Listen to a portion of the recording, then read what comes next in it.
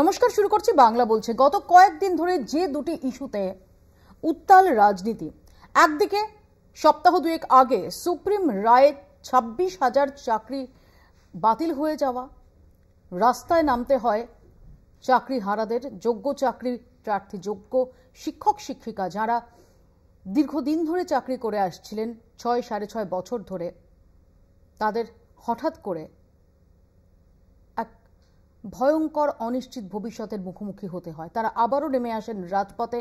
তাদের চোখের জল আমাদের সবাইকে কাঁদায়। আর আমরা দেখছিলাম যে ওয়াকফ আইনকে কেন্দ্র করে উত্তাল হয়ে উঠছিল বিভিন্ন অঞ্চল। একের পর এক মামলা দায়ের হচ্ছিল সুপ্রিম কোর্টে, আর মুর্শিদাবাদের মতো একাধিক জায়গায় সেখানে অশান্তি দানা বেঁধেছিল, জানিয়ে গত কয়েকদিন ধরে প্রবল চর্চা চলেছে। সুপ্রিম কোর্টে এই দুটি ক্ষেত্রেই দুটো সিগনিফিকেন্ট ডেভেলপমেন্ট। এক, চাকরিহারারা তারা সাময়িক স্বস্তি পেলেন। 31শে ডিসেম্বর পর্যন্ত অক্সিজেন পেলেন যোগ্য চাকরিহারারা। তারা ততদিন পর্যন্ত চাকরি করতে পারবেন।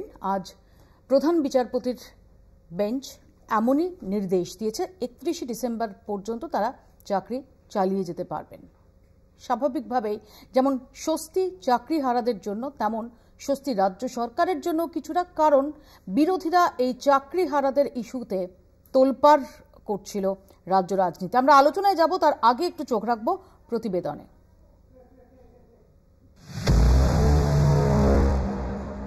একদিকে এসএসসি, অন্যদিকে ওয়াকফ। চাকরি বাতিল ইস্যুতে বিক্ষোভ হয় রাজ্য জুড়ে, আর ওয়াকফ ইস্যুতে দেশ জুড়ে শুরু হয়েছিল প্রতিবাদ আন্দোলন, যার আঁচ পড়েছিল বাংলাতেও। বৃহস্পতিবার এই দুই মামলারই শুনানি ছিল সুপ্রিম কোর্টে। সংশোধিত ওয়াকফ আইনের বিরোধিতায় জমা পড়েছিল একগুচ্ছ মামলা। এদিন ওয়াকফ মামলার সুপ্রিম কোর্টের নির্দেশ, পরবর্তী শুনানি পর্যন্ত ঘোষিত ওয়াকফ সম্পত্তিকে বাতিল করা যাবে না। অন্যদিকে এসএসসি মামলায় সাময়িক স্বস্তি চাকরিহারাদের। 31শে ডিসেম্বর পর্যন্ত নবম, দশম, একাদশ, দ্বাদশ শ্রেণীর শিক্ষকদের চাকরি বহালের নির্দেশ শীর্ষ আদালতের। ফলে পরিস্থিতি সামাল দিতে সময় পেল রাজ্য। 3রা এপ্রিল সুপ্রিম রায় এক ধাক্কায় প্রায় 26,000 চাকরি বাতিল। এরপরই চাকরিহারাদের চাকরি ফেরাতে আইনি পথে হাঁটতে থাকে রাজ্য ও মধ্যশিক্ষা পর্ষদ। সুপ্রিম কোর্টে পর্ষদের আর্জি ছিল, যারা টেন্টেড বা অযোগ্য হিসেবে চিহ্নিত নন, আপাতত তাঁদের চাকরি বহাল থাক। রাজ্যের শিক্ষা ব্যবস্থার কথা মাথায় রেখেই এই আবেদন করেন তারা। বৃহস্পতিবার প্রধান বিচারপতি সঞ্জীব খান্নার বেঞ্চ এসএসসি মামলায় নির্দেশ দেন, 31শে ডিসেম্বর পর্যন্ত নবম, দশম, একাদশ, দ্বাদশের শিক্ষকদের চাকরি বহাল থাকবে। মধ্যশিক্ষা পর্ষদ ও রাজ্য সরকারকে হলফনামা দিয়ে আদালতকে জানাতে হবে 31শে মের মধ্যে তারা বিজ্ঞপ্তি জারি করবে। গ্রুপ সি, গ্রুপ ডির ক্ষেত্রে কোনো রকম আবেদন গৃহীত নয়। সুপ্রিম রায়ে চাকরি খুইয়ে দিশেহারা হয়ে পড়েছিলেন যোগ্য শিক্ষকরা। একই সঙ্গে সংকটে পড়ে রাজ্য শিক্ষা ব্যবস্থাও। শুরু হয় বিক্ষোভ আন্দোলন। মুখ্যমন্ত্রী মমতা বন্দ্যোপাধ্যায়ের আশ্বাসেও পরিস্থিতি সামলানো যায়নি। বিকাশ ভবনের সামনেই অনশন বিক্ষোভ দেখান চাকরিহারারা। বিক্ষোভের আঁচ পৌঁছয় দিল্লির যন্তর মন্তরেও। সেখানে অবস্থান বিক্ষোভ দেখান চাকরিহারারা। নজর ছিল 17ই এপ্রিলের সুপ্রিম মামলায়। এদিন শুনানিতে সাময়িক স্বস্তি পেয়েছেন চাকরিহারারা। যদিও 31শে ডিসেম্বরের পর কি হবে সেই ভবিষ্যৎ অনিশ্চিত। শীর্ষ আদালতের এই নির্দেশে কিছুটা সময়ও পেয়েছে রাজ্য সরকার। দ্রুত সমস্যার সমাধানের বার্তা দেন মুখ্যমন্ত্রীও। আপাতত স্বস্তি, যেটাদের মাইনের ব্যাপারে আমরা চিন্তা করছিলাম কি করে দেওয়া যায়, কারণ আগের বারে বলা হয়েছিল মাইনে দেওয়া যাবে না। ডিসেম্বর পর্যন্ত আমরা সময় পেয়ে গেছি। অনেকে বলছেন 2026-এ যাবে। 2026-এ যাওয়ার প্রশ্নই নেই। এই বছরের মধ্যেই সব সমাধান হয়ে যাবে আশা করি। আপৎকালীন একটা স্বস্তি নিশ্চয়ই পাওয়া গেছে, কিন্তু এই স্বস্তি সাময়িক। আমরা এটা শেষ পর্যন্ত দেখব, যাতে আমরা, মাননীয় মুখ্যমন্ত্রী যেমন বলেছেন, আমরা যাতে ওদের পাশে আইনি সহায়তা দিয়ে পূর্ণভাবে পাশে থাকতে পারি। যদিও সুপ্রিম নির্দেশের পরও যোগ্য অযোগ্যদের নিয়ে তরজা অব্যাহত। কোর্টের রায় ওয়েলকাম করব, কিন্তু যোগ্য অযোগ্য এই ভাগটা হওয়া সবার আগে দরকার। কারা যোগ্য আর কারা অযোগ্য সরকার নিজেরটা বুঝে নিল, এই তো। আর যারা কটা টাকার লোভে চাকরি বিক্রি করলো, তারা বহাল তবিরতে রইল। রাজ্যের টালমাটাল পরিস্থিতিতে সুপ্রিম কোর্টের এই নয়া নির্দেশিকা কিছুটা স্বস্তি আনলেও এখনো লড়াই শেষ হয়নি। শিক্ষকরা আপাতত ক্লাসরুমে ফিরলেও 31শে ডিসেম্বরের পর তাদের শিক্ষকতার ভবিষ্যৎ অনিশ্চিত। যোগ্য অযোগ্যের তালিকা বাছাই করে নতুন করে পরীক্ষা নিয়ে এই বছরের মধ্যেই নিয়োগ সম্পন্ন করা একটা বড় চ্যালেঞ্জ রাজ্য ও পর্ষদের কাছে। যাতে ফেল হওয়ার কোনো সুযোগ নেই। কলকাতা টিভি।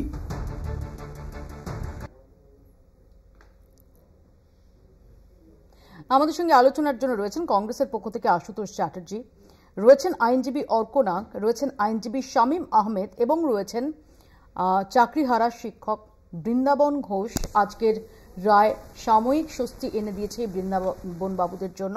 এবং আমাদের সঙ্গে আর কিছুক্ষণের মধ্যে এসে যোগ দেবেন বিজেপির পক্ষ থেকে প্রীতম দত্ত। আমি প্রথমে বৃন্দাবন বাবুকে দিয়েই শুরু করি। বৃন্দাবন বাবু মুর্শিদাবাদের একটি স্কুলের শিক্ষক। বৃন্দাবন বাবু, আজকে যে কিছুটা সময় পাওয়া গেল 31শে ডিসেম্বর পর্যন্ত, এবং আপনারা 31শে ডিসেম্বর পর্যন্ত চাকরিতে বহাল থাকবেন, বেতন পাবেন, এটা কি একটা স্বস্তি মনে হচ্ছে, নাকি এখনো মনের মধ্যে ওই অনিশ্চয়তা, ওই কাঁটাটা সেটা খচখচ করছে? অনিশ্চয়তা তো অবশ্যই আছে।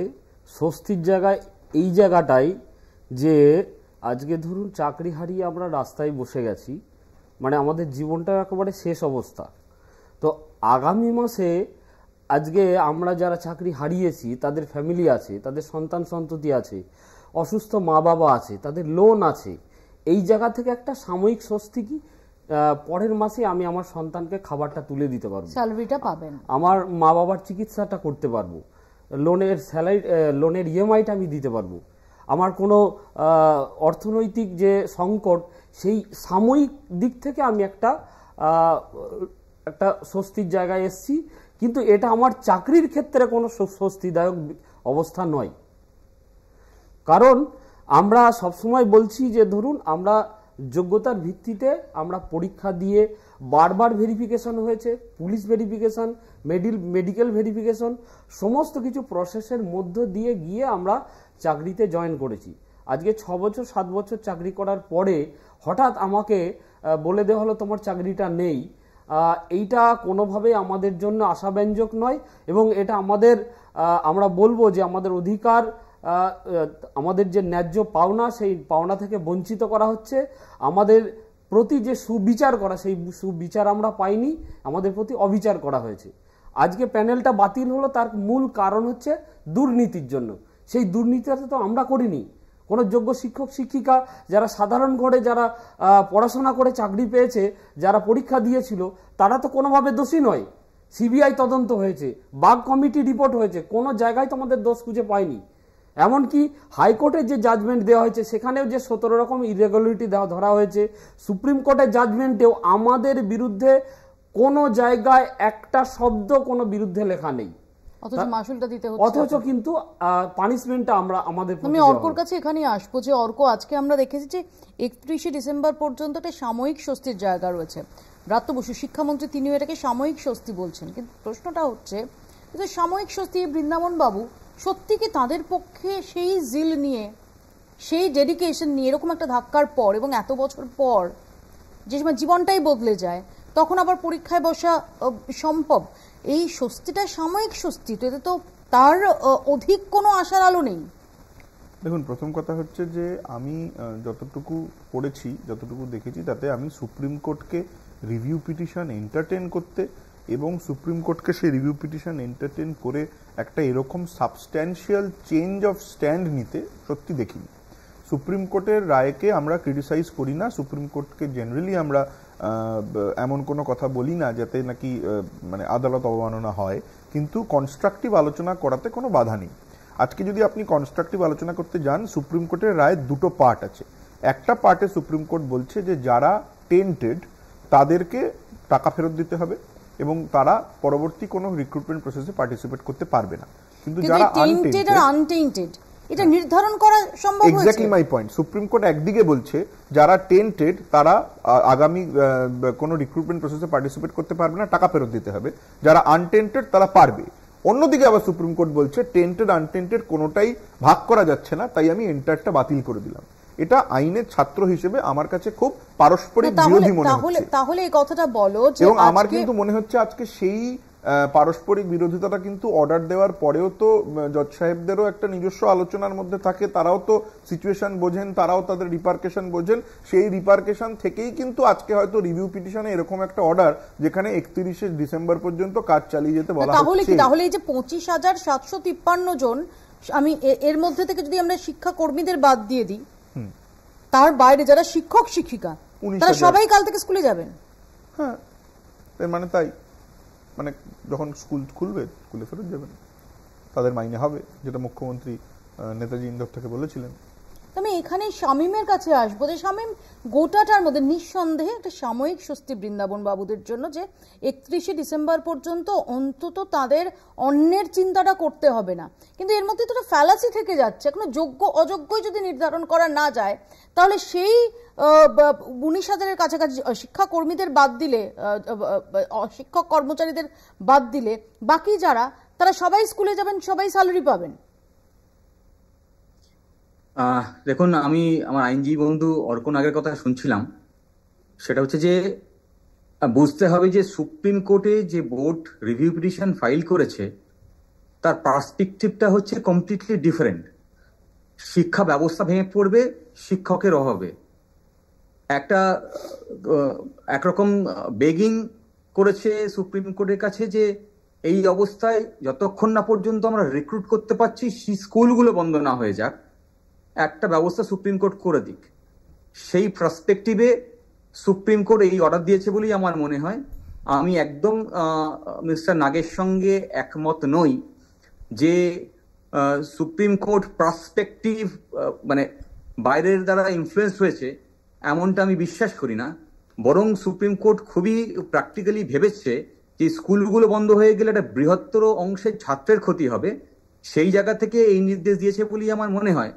তবে যেটা আমার কাছে খুব চিন্তার কারণ, যাদের জন্যে মানে শিক্ষকরা আসলে আরো একবার বিপদেই পড়লেন, কারণ একটি শিক্ষক সে জানে সে শিক্ষক থাকবে না আগামী ডিসেম্বর মাস থেকে, বা তার আগে যদি সিলেকশন প্রসেস হয়ে যায় তার আগে পর্যন্ত সে শিক্ষক থাকবে, তারপরে সে শিক্ষক থাকবে না, তার কোয়ালিফিকেশন অ্যাজ এ টিচার এখনো ডিটারমিন হয়নি, তবুও তাকে শিক্ষকতা করতে হবে ওই ছাত্রের কাছে গিয়ে। ছাত্র শিক্ষকের যে সম্পর্ক, ছাত্র শিক্ষকের যে সম্মান পাওয়া ছাত্রের কাছ থেকে, সেই জায়গাটাকে স্যাক্রিফাইস করেই তাকে যেতে হবে স্কুলে রোজ, কারণ স্কুলটা বন্ধ হয়ে যাবে। আর শিক্ষক সেইটা মাথায় রেখেই সুপ্রিম কোর্টের এই নির্দেশ। আমি এগ্রি করছি যে কনফিউশনটা কথা নাগ বলল, সেই পার্টটাতে আমি এগ্রি করছি যে সত্যিই তো একটা কনফিউশন থেকেই যাচ্ছে। সুপ্রিম কোর্ট যেখানে বলেছেন যে এসএসসি, সিবিআই বা বোর্ড যে এফিডেভিট দিয়েছে তা থেকে আমরা নির্ধারণ করতে পারছি এই 5,500 বা অড নাম্বার তারা একেবারেই টেন্টেড, কিন্তু রেস্ট আমি এখন ডিটারমিন করতে পারছি না। তাহলে এই রেস্টের অংশটা তারাও কি স্কুলে যাবে, এইটা নিয়ে তো একটা কনফিউশন থেকে গেল। আমি আসবো শামীম, আমি আশুতোষের কাছেও আসবো, তার আগে ছোট্ট একটা ব্রেক আমাকে নিতে হচ্ছে। ব্রেকের পর ফিরছি, দেখতে থাকুন বাংলা বলছে। ফিরে এলাম বিরতির পর, আপনারা দেখছেন বাংলা বলছি। ইতিমধ্যে প্রীতমও আমাদের সঙ্গে এসে যোগ দিয়েছে। আমি আশুতোষের কাছে আসবো। আশুতোষ, দেখো, প্রথমে বলি যে শামীমবাবু এটা খুব ইন্টারেস্টিং কথা বললেন, বেগিং। এই বেগিংটা করতে হয়েছে কাদের, কার কাছে গিয়ে বেগিং করেছেন? দিল্লিতে গিয়ে বেগিং করেছেন, কলকাতায় বসে বেগিং করেছেন। এসএসসি মিসলিড করে গেল পুরো ব্যাপারটাকে। আজকে যোগ্য অযোগ্যদের লড়াই যে চলছে এখানে, শিক্ষক সমাজের ভেতরে লড়াই লাগে, ঠিক অভয়াতে যেরকম করেছে, আন্দোলনকে ভাঙতে হবে। আরে ভাই, চাকরি ফেরত দাও, সম্মান ফেরত দাও, মানুষের ইজ্জত ফেরত দাও। এটা দিতে গেলে সারাদিন ধরে এই যে আলোচনা, সুপ্রিম কোর্ট, কখনো হাইকোর্ট, কখনো রাস্তায় বসে আন্দোলন। একটাই তো কথা, শিক্ষকরা কি বলছে, আমাদের জীবনটা ফেরত দিন তো মশাই। আমরা নিজেদের উৎকর্ষতায়, নিজেদের মেধায়, নিজেদের যোগ্যতায় চাকরি পেয়েছি, সকালবেলা উঠে দেখছি চাকরি নেই। কিছু চোর চুরি করেছে, সেই চোরেরা বহাল তবিয়াতে ঘুরে বেড়াচ্ছে, তারা রাস্তায় ঘুরছে, আর আমাদের শিক্ষক ভাই বোনেরা রাস্তায় বসছে। মানে ভাবুন, মানে পশ্চিমবঙ্গে এটা দেখতে হচ্ছে। মৌপিয়া, তোমাকে আর একটা পয়েন্ট আমি বলে দিতে চাই, এখানে বলাটা দরকার, শোনাটাও দরকার। দে আর অল ইন্ডিজিনাস পিপল। এরা প্রত্যেকজন বাংলায় জন্ম, বাংলায় কথা বলে, তারা আজকে রাস্তায় বসে আছে। এই দৃশ্য পশ্চিমবঙ্গের সরকার, আমি জানি না রাজ্যের মাননীয় মুখ্যমন্ত্রী কি করতে চাইছেন বাংলাটাকে নিয়ে। এটা কি উনি খেলা হবে, উৎসবে পরিণত করতে চাইছেন, কি করতে চাই জীবন নিয়ে? যারা স্কুলে যাবে, স্কুলগুলো তো বেহাল অবস্থা। আর একটা তোমায় বলি, সুপ্রিম কোর্টের দেখো যে নির্দেশ, সেখানে তো কখনো আমাদের বলার ধৃষ্টতা নেই, কিন্তু আজকে জিনিস বুঝতে হবে, এই খিচুড়ি কোম্পানি আর এই যে হিজিবিজি কেটে দেওয়া জীবনে 31শে ডিসেম্বর অবধি, মানে 26শে নির্বাচন আছে, চল বাবা, খুব স্বস্তি পেয়ে গেছে। কিন্তু একটা কথা কেন বুঝছেন না মাননীয় মন্ত্রী, এডুকেশন মিনিস্টার, যে আপনি এসএসসির বিরুদ্ধে আজকে কি ব্যবস্থা নিয়েছেন কেউ জানে না, কেউ বুঝতে পারছি না আমরা বসে। যোগ্য অযোগ্য কারা এই টেন্টেড, কোর্ট একদিকে বলছে যারা টেন্টেড তাদের বিরুদ্ধে অ্যাকশন হবে, আবার বলছে সবাই মিলে যোগদান, মানে কোথায় যাবে তারা? আমি আসবো, আমি প্রীতমের কাছে যাই। আমি বলছি সম্মান একটা জিনিস 17 রকমের সবই তো জানতেন। আমি তোমায় বলছি এই যে যোগ্য অযোগ্য অনেক দিন আগে ক্লিয়ার আউট হয়ে যেত, এগুলোকে ঝুলিয়ে রেখে রয়েছে, টাইম কিল করা হয়েছে, এবং একজনদের কথা বলার যারা ন্যায্য বঞ্চিত তারাও কোথায় গেছে, যারা গান্ধী মূর্তিতে বসছিল।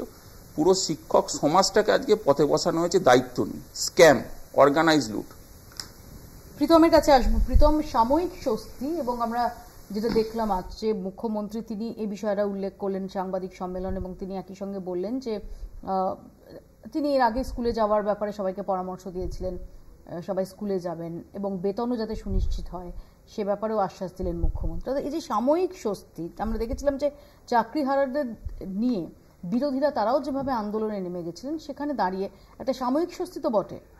তুমি ভাবো মপিয়াদি, আজকে মানে সমাজকে কোন জায়গায় নিয়ে গেল মমতা ব্যানার্জি। আজকে যারা ছোট একদম প্রাইমারির বাচ্চা তাদের কথা বলছিল, যারা ধরো ক্লাস 9-10-এ পড়ে, তারা জানে যে সামনে যে শিক্ষকটা সে শূন্য খাতা দিয়েছে, টাকা দিয়ে চাকরি পেয়েছে, এবং সে অযোগ্য না যোগ্য সে জানে না, অথচ তাদের কিন্তু পড়তে হবে। তার কারণে ডিসেম্বর অবধি বলে গেছে। এটা ছাত্রদের জন্য সুপ্রিম কোর্ট একটা দিয়েছে যে পুরো স্কুলগুলো বন্ধ হয়ে যাবে, সেই জন্য ছাত্ররা যেন অসুবিধা না হয়, এরা গিয়ে শিক্ষা দিই। কিন্তু তুমি ভাবো সমাজে মানে কিরকম একটা মেন্টালিটি হবে, যেই পড়াশুনোটা আজকে বাচ্চারা করছে তাদের মনের মধ্যে কি থাকবে, যে এই লোকটা অযোগ্য না, তো এই লোকটা টাকা দিয়ে। জায়গাটাতে একটু বৃন্দাবন বাবুর কাছে আসবো, খুব পার্টনেন্ট পয়েন্ট তুমি তুলেছো প্রীতম।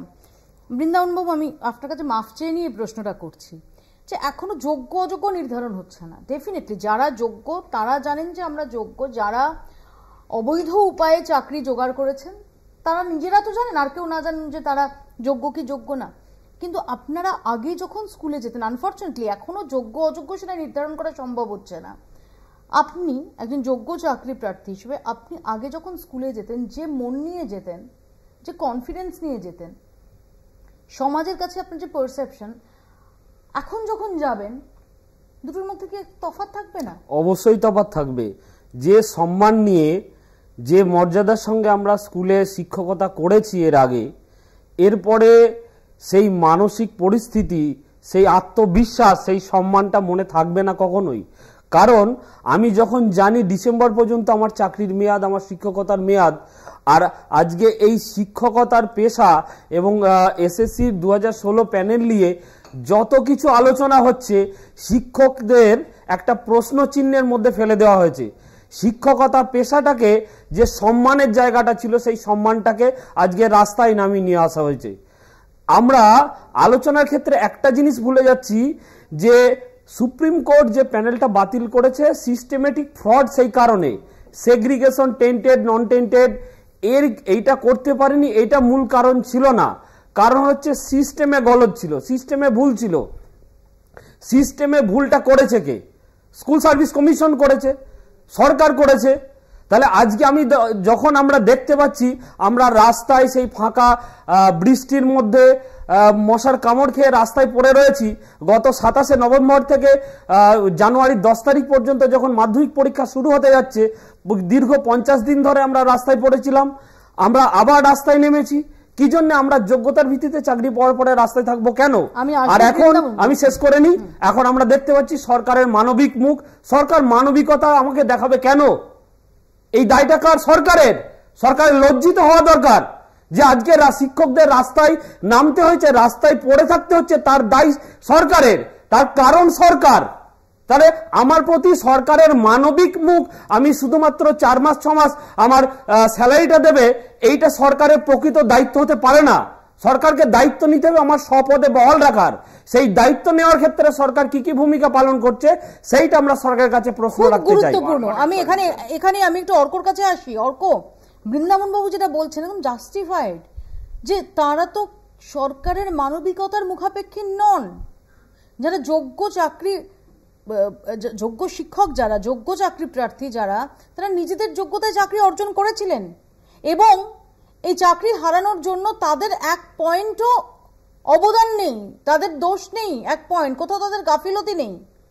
আমি একদম ওনার সাথে একমত। ওনার প্রশ্নের উত্তরটা দেওয়ার আগে আমি শামীমদার কথার একটা উত্তর দিতে চাই।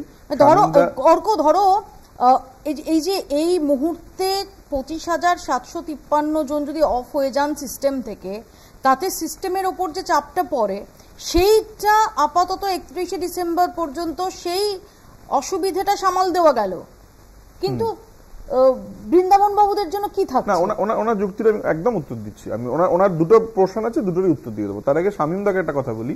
4 এপ্রিল একটা অর্ডার পাস হলো, যে অর্ডারে সবার চাকরি চলে গেল। আজকে আমরা 17 এপ্রিলে আছি। 4 এপ্রিলে সুপ্রিম কোর্ট অর্ডার দেওয়ার সময় এটা মাথায় রাখেনি যে সবকটা কলেজ স্কুল চলবে কি করে, আর 17 এপ্রিল মাথায় চলে এলো। তার মানে কিন্তু এটা আমি কখনোই মানতে রাজি নই যে সুপ্রিম কোর্ট অর্ডারটা পাস করার পরে ইন্ট্রোস্পেক্ট করেনি। সেই ইন্ট্রোস্পেক্টের ফল এটা প্রথম। ওনার দুটো বক্তব্য ছিল। ওনার একটা কি বক্তব্যটা হচ্ছে একটা দুর্নীতি হয়েছে, দুর্নীতিতে প্রচুর মানে একটা সিস্টেম্যাটিক দুর্নীতি হয়েছে, সেই জন্য এরকম একটা রায় হয়েছে। এবার আমাকে একটা কথা বলুন মৌপিয়াদি, আমি আপনার সাথে আগে বলেছি, আমার বক্তব্য খুব পরিষ্কার ছিল যে এই ঘটনাতে বিফোর এই 26,000 চাকরির বৈধতা সুপ্রিম কোর্ট যাচাই করবে, তার আগে যেটা প্রয়োজনীয়তা ছিল সেটা হচ্ছে ক্রিমিনাল ইনভেস্টিগেশন কমপ্লিট করে পার্টিকুলারলি লোকেদেরকে পিন পয়েন্ট করে তাদেরকে চার্জশিট ফাইল করে ট্রায়াল শুরু করে বা ট্রায়াল কমপ্লিট করে তাদেরকে একটা শাস্তির মুখে নিয়ে আসা। আজকে কেসটা যেন কোন দিকে যাচ্ছে জানেন তো? মনে হচ্ছে জেসিকা লাল মার্ডার হয়েছে এবং একটা টাইমের পরে আমরা বলবো নো ওয়ান কিল জেসিকা, শিক্ষকদের উপরে চলে যাবে। সংক্ষেপে শিক্ষকদের দোষটা কোথায় থাকছে? সংক্ষেপে উত্তর নিই। আমি অর্ককে বলবো, অর্ক জানে দলকে রিপ্রেজেন্ট না করলেও চলবে, যে জাজমেন্ট দেওয়ার পরে জাজ সাহেব যখন জাজমেন্ট ডেলিভার করে দেন তখন ফাঙ্গাস অফিসে হয়ে যায় কোর্ট, ফলে ইন্ট্রোস্পেক্ট করার কোনো সুযোগ থাকে না। শুধু এইটুকু বলবো, সহানুভূতি চাই না, আমরা সহানুভূতি চাই না, আমরা চাই সরকার তার দায় পালন করুক। 1, 2 ক্রিমিনাল ইনভেস্টিগেশন চলছে, সরকার স্বীকার করে নিয়েছে এতগুলো ভুল হয়েছে, যে দপ্তরের কর্মীগুলো এর সঙ্গে ইনভলভ ছিল তাদেরকে ডিসিপ্লিনারি অ্যাকশন নেওয়া হয়েছে, নেওয়া হয়নি। ফলে সরকার আজও অপরাধীদেরকে প্রশ্রয় দিচ্ছে, যারা এই অন্যায়টা করেছে তাদের ক্রিমিনাল ইনভেস্টিগেশন সিবিআই করছে। আর কতদিন চলবে সেই ইনভেস্টিগেশন? সরকারের করেনি এখনো পর্যন্ত। শামীমুল্লাহ ইনভেস্টিগেশনটা কতদিন চালাবে? যারা তারা ওই অফিসে বসে আছে, অফিস দখল করে বসে আছে, আগামী দিনে আরো একটা অন্যায় করবে। আরেক আইনজীবী ফিরদৌস শামীম, তিনি কি বলছেন এই প্রসঙ্গে?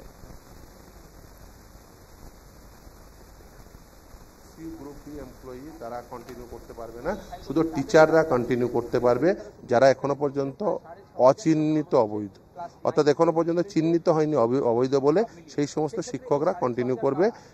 31 মের মধ্যে যদি এসএসসি তারা এই নতুন রিক্রুটমেন্ট প্রসেস তারা শুরু করবে, 31 ডিসেম্বরের মধ্যে কমপ্লিট করবে। খুব সংক্ষেপে আশুতোষ। 21 তারিখ কি আমরা ব্রাত্যবাবুর থেকে লিস্টটা পাবো?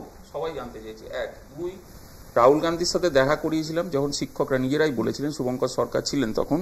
আমি তোমাকে একটা কথা বলতে চাই, বিজেপির কিন্তু এই বিষয়ে কোনো কথা বলা উচিত না। তার কারণ হচ্ছে এই শুভেন্দুবাবু কিন্তু 2016 সালে বড় নেতা ছিল, 2 নম্বরে মেদিনীপুর, খুঁজে দেখো। আর এই সিবিআই চার্জশিটে তো ওনার ভাইয়েরও নাম আছে। তাহলে মুখটা বিজেপি একটু বন্ধ করে রাখো, দেখুন সবার সুবিধা হবে। আর একটা আমি শুধু আপনাদের অ্যাড করে দিতে চাই, যে এই যে যোগ্য অযোগ্য এসএসসির ওএমআর যে ইমেজ, এগুলো সব কিন্তু আছে, এগুলো বার করুন। আমরা সবাই বলছি এগুলো কিন্তু রেখে দেবেন না পকেটে। প্রথম কথা হচ্ছে, এখন ওনার এক নেতা, তার মা এখন তৃণমূলে আছেন, তো ওনার থেকে প্রশ্ন করা উচিত। তো এইগুলো বেকার প্রশ্ন। আমরা সবচেয়ে বিরোধী দল, আমরা প্রশ্ন করব এবং আজকে আমরা সব রকম ভাবে আজকে আমরা আছি। এবং দেখুন এই যে এইরকম একটা পাপ, এরকম একটা সেম পাপ সিপিএম করে গেছিল, তার সিস্টেমেটিক তার সলিউশন ভারতীয় জনতা পার্টি ত্রিপুরা আসার পর করে দিয়েছে। এবং আজকে দেখুন আজকে করে দিয়েছে, তুমি চাও তোমাকে ডকুমেন্ট দিয়ে আচ্ছা ডকুমেন্ট দাও, তারপরে ওই ব্রাত্যবাবুর মতন কথা হয়ে যাচ্ছে, ডকুমেন্ট দেব। ত্রিপুরা কোন কাজে প্রথম কথা হচ্ছে 3 মাস স্যালারি দেওয়া হয়েছে, 40% লোকেদের তোমার অন্য জায়গায় চাকরি দেওয়া হয়েছে এবং তাদের বয়সটাকে এক্সাম করে সব জায়গায় চাকরিতে বসতে পারে তার ব্যবস্থা করে দেওয়া হয়েছে। এবং রিভিউ পিটিশন করা হয়েছে, রিভিউ পিটিশন খারিজ করা হয়েছে, যেটা ওনার যে ইন্ডিজোটের সাথী তাদের এই দুর্নীতির জন্য। এবং দুর্নীতি নিয়ে কংগ্রেস কথা বললে হবে, রাহুল গান্ধী আর সোনিয়া গান্ধী এবং তার জামাই তাদেরকেই সামলাতে হবে। আমরা টপিক থেকে চলে যাবো না। এবং এখানে সবচেয়ে বড় কথা, এই যে ব্রাত্যবাবু মাইকের সামনে বলেছিলেন যে তৃণমূলীদেরই চাকরি হবে, কিভাবে হবে আমরা বুঝে নেবো। সেই প্রাপ্তবাবু সলিউশন দেবেন, সেই প্রাপ্তবাবু যোগ্য অযোগ্য লিস্ট বার করবে। এটা তো মানে অনেক কল্পনা। উনি নানা রকম কবিতা টবিতা বলেন, নাটক টাটক করেন, সেই নাটকটা করলেই পারতেন। পুরো তৃণমূলটাই পুরো শিক্ষা ব্যবস্থায় নাটকের পর্যায়ে নিয়ে গেছে। আজকে আমাদের ভাইরা এই যোগ্য না অযোগ্য পাশে বসে রয়েছে, আমি কি চোখে দেখতে পাচ্ছি না। প্রীতম থামতে বলে থামতে হবে, আশুতোষ থামতে বলে থামতে হবে। আমার বৃন্দাবন বাবুর কাছে সবশেষে এই প্রশ্নটাই, যে বৃন্দাবন বাবু আজকে দাঁড়িয়ে যোগ্য না অযোগ্য এই প্রমাণটা আপনাদের দিতে হচ্ছে। মানে আমি আজকে আপনাকে সন্দেহ করতেই পারি, ইনফ্যাক্ট আমরা একজনকে সন্দেহ করিনি, কিন্তু পরে তার সম্পর্কে নানান অভিযোগ উঠছে।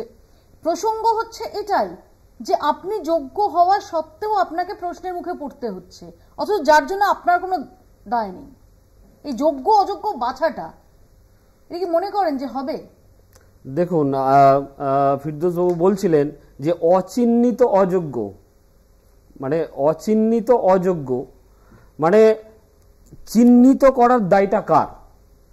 আমরা একটা সাধারণ শিক্ষক, আমরা সাধারণ পরীক্ষার্থী, পরীক্ষা দিয়েছি, এই দায়টা কার? দায়িত্বটা কার?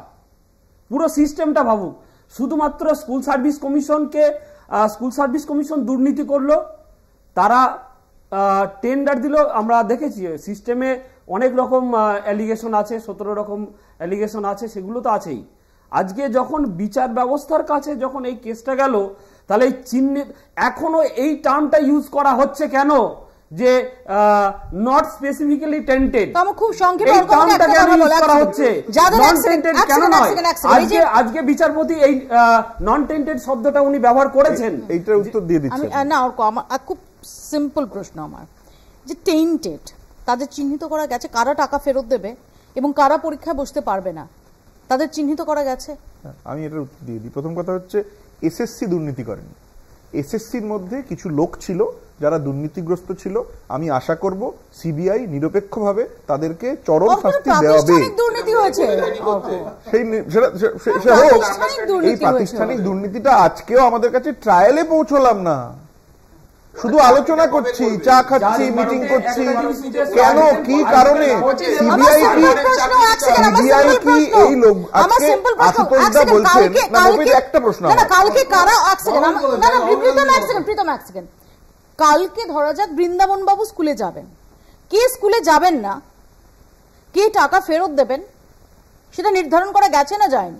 এটাই তো আমি এটা বলেই তো প্রথম শুরু করেছিলাম। আজকে যেটা আশুতোষদা বলছেন যে ওএমআর শিট আছে কিন্তু কোথাও দেওয়া হচ্ছে না।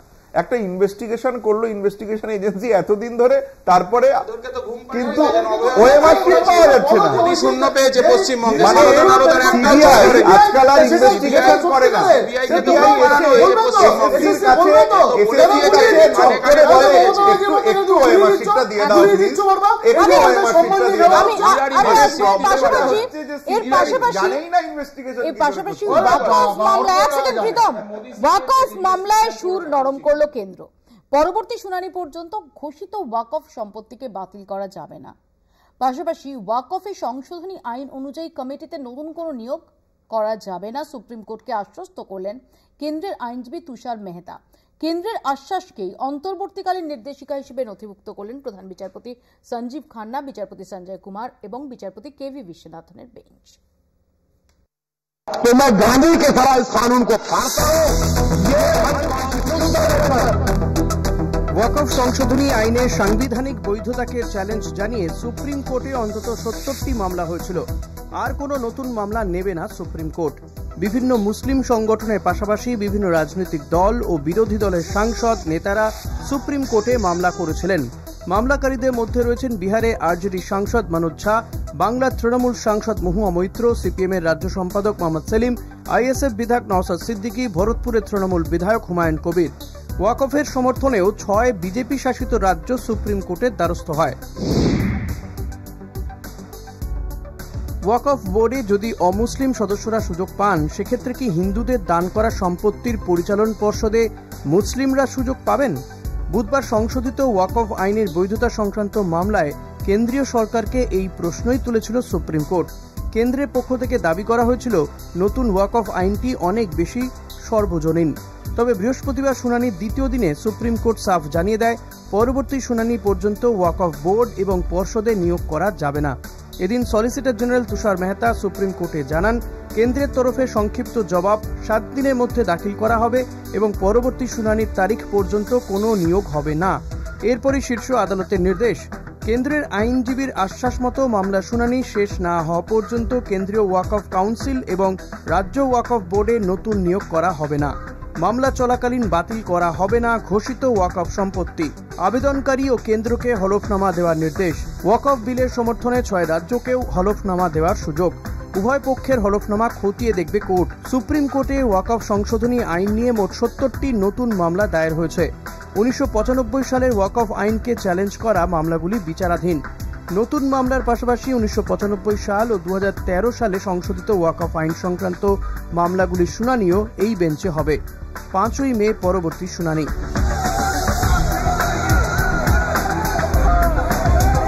संसद का कानून है, सबको स्वीकार करना पड़ेगा। ওয়াকফ সংশোধনী আইন মুসলিম স্বার্থ বিরোধী বলে অভিযোগ তুলে বড়সড় আন্দোলনের পথে হেঁটেছে সংখ্যালঘু সম্প্রদায়ের একটা বড় অংশ। দেশ জুড়েই বিক্ষোভের আঁচ ছড়িয়ে পড়েছে। বৃহস্পতিবার সুপ্রিম রায় আপাতত স্বস্তিতে ওয়াকফ সম্পত্তি। ওয়াকফের বিরোধিতায় অশান্ত হয়েছিল মুর্শিদাবাদও। তবে রাজ্য প্রশাসন ও পুলিশের তৎপরতায় দ্রুত পরিস্থিতি সামাল দেওয়া হয়। খুলেছে দোকানপাট, স্কুল। স্বাভাবিক ছন্দে ফিরেছে শামশেরগঞ্জ, সুতি, ধুলিয়ান। কলকাতা টিভি। প্রীতম, যখন আমরা দেখেছি একের পর এক মামলা দায়ের হয়েছে সুপ্রিম কোর্টে এবং যখন এই চর্চাটা চলছিল যে আইন হয়ে গেলেও শেষ পর্যন্ত সুপ্রিম কোর্টে ধাক্কা খেতে হবে কিনা, সেই সময় তোমরা ফুৎকারে এটাকে উড়িয়েছ, কিন্তু এটা তো একটা নৈতিক ধাক্কা বটেই। যতক্ষণ অবধি শুনানি চলবে ততক্ষণ অবধি কোনো ওয়াকফ সম্পত্তিকে ডিনোটিফাই করা যাবে না। প্রথম কথা হচ্ছে মপিয়াদি, এখানে লয়াররা বসে আছেন, তারা খুব ভালো করে জানেন যে ইটস নট রেট্রোস্পেক্টিভ অ্যাক্ট। এটা ছিল না, ইতিহাসে গিয়ে কিছু করার ছিল না, শুধু একটাই পাওয়ার দেওয়া ছিল যে ওই মুতালি যারা করবে তাদের 100% পুরো পাওয়ারটা থাকবে না, এটা যে পুরো সার্ভেটা ডিএম করবে, এই একটা জায়গা ছিল। এবং এই ওয়াকফ বোর্ডে যেমন চ্যারিটি কমিশনারের পাওয়ার আছে না, এটা এক সেকেন্ড ওই বিলে স্পষ্ট লেখা ছিল যে কোনোটা ডিনোটিফাই করা হবে না। না, কোথাও লেখা ছিল না, রেট্রোস্পেক্টিভ হবে না, ডিনোটিফাই করলে তো সেটা রেট্রোএফেক্টিভ হবে। না না না না না, ভুল করছো। ডিনোটিফাইড মানে কি, যে তুমি ক্লেম করছো সেটা পুরনো কিছু গিয়ে একদম মানে ওই মুতালি এরা কিছু দিয়ে দিল, সেটাই ওয়াকফ বোর্ডের তোমার ওরা নিজেরা সার্ভে করে দিয়ে দিল, এটা হবে না। যে যে ইস্যুকে কেন্দ্র করে তার মধ্যে এটা অন্যতম, যে সেরকম হলে সাম্মালের জামা মসজিদের মতো, যেটা আসাদুদ্দিন ওয়েসি তিনি সুপ্রিম কোর্টে যে রিট পিটিশন দাখিল করেছেন সেখানে তিনি মেনশন করেছেন যে সাম্মালের জামা মসজিদের মতো একাধিক ঐতিহ্যশালী যে প্রপার্টি সেগুলো ডিনোটিফাইড হয়ে যাবে। এবং এই যে জামা মসজিদ তো এসআই প্রোটেক্টেড, জামা মসজিদ ইজ অলরেডি এসআই প্রোটেক্টেড, জামা মসজিদ is under the Waqf board. আরে বাবা, এসআই প্রোটেক্টেড তো, এসআই প্রোটেক্টেড তো, প্রোটেক্টেডের সাথে কি সম্পর্ক? আরে এসআই প্রোটেক্টেড, এসআই প্রোটেক্টেড মানে হচ্ছে যে তুমি এসআই প্রোটেক্টেড আছো, সেটা গভর্নমেন্টের তোমার অধীনে আছে। এক সেকেন্ড এত আমরা দুদিন ধরে মধ্যরাত পর্যন্ত আমরা আলোচনা শুনেছি লোকসভায়, রাজ্যসভায়। আমি মনে করতে পারছি না অন্তত যে কথাটা এখানে বুক ঠুকে প্রীতম বলছে, যে কোনো যেটা ওয়াকফ সম্পত্তি হিসেবে অলরেডি ঘোষিত সেখানে কোনো রকম হেরফের হবে না। আমি তো অন্তত এক সেকেন্ড বিজেপির যে সমস্ত সাংসদদের এটা নিয়ে ডিবেটে অংশ নিতে দেখেছি তাদের কাউকেও এটা হলফ করে বলতে শুনিনি। তুমি বলছো প্রথম কথা হচ্ছে রেট্রোস্পেক্টিভ না, এবং যেগুলো মামলা চলছে, মামলা চলা ছাড়া নতুন করে কিছু আর করা যাবে না। এইটা তুমি ভালো করে পড়ে নিতে পারো, একটা লেখা আছে পরিষ্কার, এবং এখানে তামিলনাড়ু মতো লয়ার আছে, একদম পরিষ্কার লেখা আছে। সুতরাং সেটাই বলছে, সেটাকে নতুন করে কেন বলছে আমি জানি না। এবং সুপ্রিম কোর্ট 5 তারিখে একদম দুধ কা দুধ পানি কা পানি হয়ে যাবে, কি হবে। কিন্তু এটা একদম আশ্বস্ত করছি যে কোন রকম রেট্রোস্পেক্টিভ নয়, যেগুলো মামলা ছাড়া, যেগুলো তো অলরেডি মামলা হয়ে গেছে সেগুলো কোর্টে চলবে, কোর্টে পেন্ডিং আছে। 5 তারিখে প্রীতম যেন সুপ্রিম কোর্টে পাঠানো হয় বিজেপির তরফ থেকে। Thank you very much. আর ব্যাপার যেটা আমি যদি লয়ার হয়ে যেতে পারি তো খুব ভালো। ওদের জানা দরকার, ওরা জানে না, হোয়াটসঅ্যাপ ইউনিভার্সিটির এগুলো ওদের কাছে পৌঁছয়নি হয়তো। ব্যাপার হচ্ছে কংগ্রেসের মোহাম্মদ জাভেদ ফার্স্ট মামলা করে এখানে। আমি দুটো তিনটে কথা বলি, বলতে দাও, শোনো না বাবা। এখন এই যে অ্যাপ্রোপ্রিয়েট নয়, মানে ঢোকাতে হবে যে কোনো প্রকারে কিছু না কিছু। এখন তো শুধু আমরা রাহুল গান্ধী ঠিকই বলেছেন, এই যে এখন ওয়াকাফ হাত দিয়েছে, তো এরপর খ্রিস্টানদের প্রপার্টি হাত দেবে, দেবত্ব সম্পত্তি হাত দেবে, সব হাত দেবে। তার কারণ হচ্ছে বানিয়া পার্টি, যেখানে জমি, যেখানে টাকা, সেখানে মাথা, এবং মস্তিষ্ক ওখানেই ঘুরছে। টাইমিংটা দেখো, জেপিসিকে কতটা ফাস্ট ক্লোজ করা যায় এদের টার্গেট ছিল প্রথম থেকে। এবং তৃণমূলে 3 জন এমপি ভোট দিতে জানি, সেটাও আমরা বলছি। তার সাথে তোমাকে বলে রাখি, এই যে স্ট্যাটাস কো, কোর্ট, সুপ্রিম কোর্ট বলছে যে তোমরা এখানে কি করতে চাইছো, তোমাদের ভার্সানটাই ক্লিয়ার নয়। জাজমেন্ট মানে তাদের কথাবার্তার আজকে যারা আইনজীবীরা রয়েছেন তারা আরও বলবেন। এবং এই যে টোটাল ম্যাটারটা আমরা ওয়েলকাম করি, এই যে সুপ্রিম কোর্টের গুঁতোটা আজকে খেয়েছে, এখান থেকে যদি শিক্ষা না নেয় মানে বলার জায়গা নেই।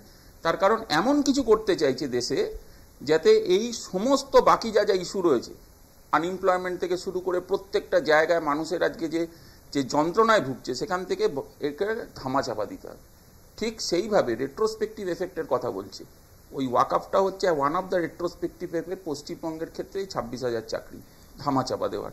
আর একটা তোমাকে বলি, এই যে সেন্ট্রাল স্টেট ওয়াকআফে কোনো জায়গায় চেঞ্জ করা যাবে না, আজকে সেখানে সুপ্রিম কোর্টে মামলা হয়েছে বলেই বলতে হচ্ছে এটা তুষার মেহতাদের।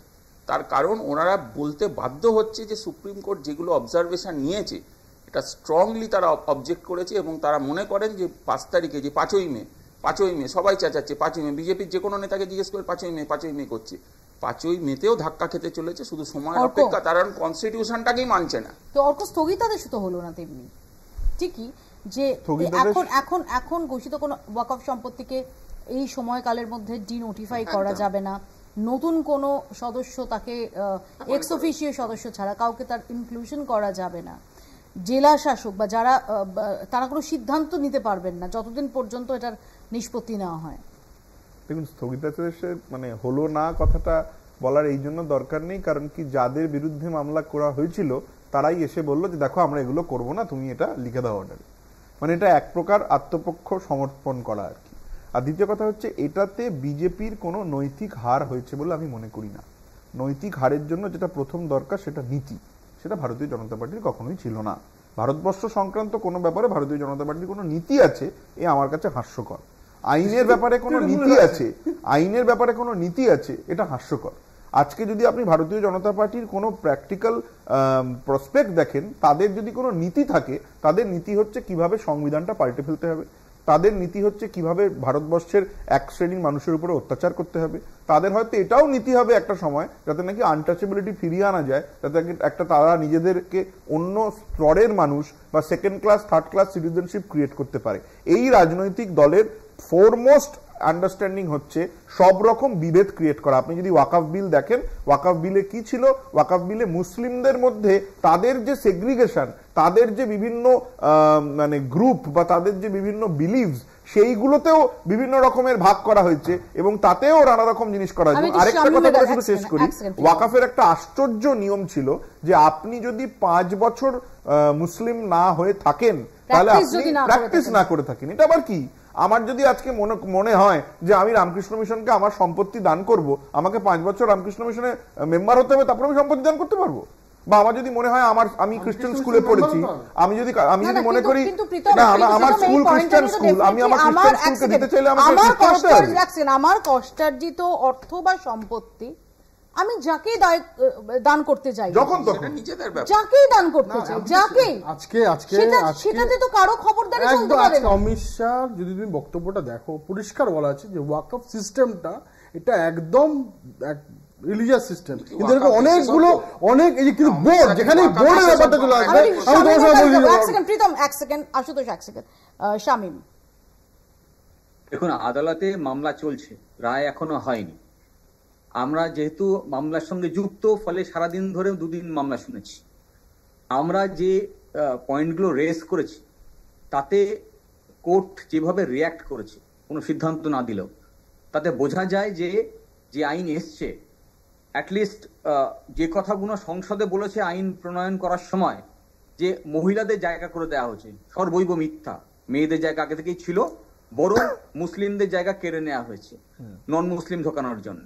1, 2 ইউজার ওয়াকফ যেটা, সেইখানে যে কোনো সময় ইন্টারফেয়ার করে কেড়ে নিতে পারে, সেই জায়গায় কোর্ট কনভিনিয়েন্সড হয়েছে প্রাইমারিলি। 3, কাউন্সিল যে গঠন করেছে সেখানেও একই রকম ভাবে জায়গা করে দেওয়া হয়েছে নন মুসলিমদেরকে।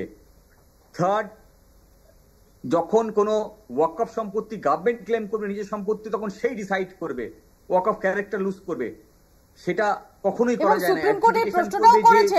সুপ্রিম কোর্টে প্রশ্নটাও করেছেন যে যদি মন্দিরদের, হিন্দুদের কোনো সংগঠন হয়, কোনো বোর্ড হয়, সেখানে অহিন্দুদের তাদের ইনক্লুড করা হয় কিনা বা হবে কিনা। হ্যাঁ, ঠিকই, কিন্তু একই সঙ্গে যে কথা বলবো, একেবারেই রাজনৈতিক উদ্দেশ্য নিয়ে এই আইন নিয়ে আসা, এবং টাইমিংটা দেখুন, যখন 26,000 চাকরি বাতিল হয়েছে তখন নিয়ে আসা হচ্ছে, মানে বোঝাপড়াটা মমতা ব্যানার্জি নিশ্চিন্ত থাকবে যতদিন পর্যন্ত বিজেপি ক্ষমতা থাকবে কেন্দ্রে। ফলে আইনটাকে নিয়ে আসা হয়েছে, আর কিভাবে এই বিভেদটা তৈরি করব, কিভাবে যে ধর্মের জিগির তুলে ক্ষমতায় এসেছে সেই ধর্মের জিগির বজায় রেখে বাবরি মসজিদের, অর্থাৎ এমন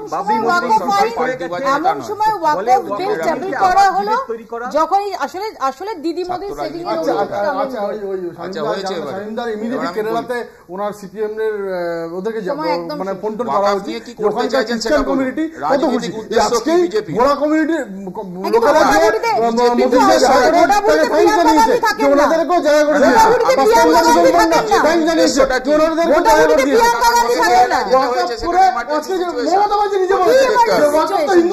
মানুষ আক্রান্ত হয়েছে, সেখানে যেতে হয়েছে। এবার আমি আসি, বিজেপির উদ্দেশ্যটা কি? আরে ওয়াকফ বোর্ড কি? এরপরে তো খ্রিস্টানদের জমি টার্গেট করছো, হিন্দুদের জমি টার্গেট করছো, যেখানেই জমি যেখানেই জায়গা। এই জন্য তো শুভঙ্কর সরকার রাস্তায় নেমে পড়েছে এবং মানুষ স্বতঃস্ফূর্ত সাড়া দিয়েছে ওয়াকফ, নিজের ওয়াকফ নিয়ে। পরবর্তী শুনানির দিকে, কিন্তু তার আগে আজকে অন্তত একটা ধাক্কা যে এই ওয়াকফ আইনের জন্য, এটা বলার অপেক্ষা রাখে না। বাংলা বলছে এখানেই শেষ করছি। দেখতে থাকুন কলকাতা টিভি।